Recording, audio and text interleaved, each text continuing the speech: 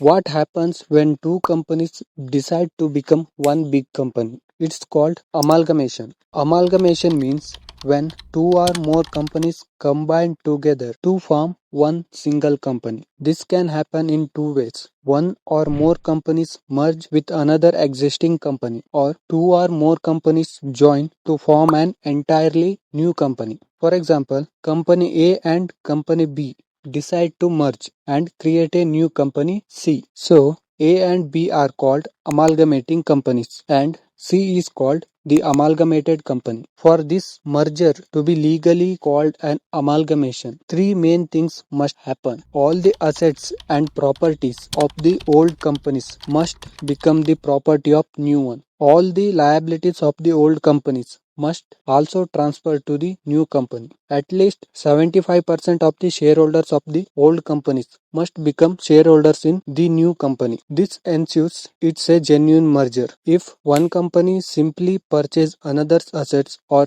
takes them over after winding up, that's not called an amalgamation. So, amalgamation is merging companies into one big entity. Assets, liabilities, and shareholders all come together.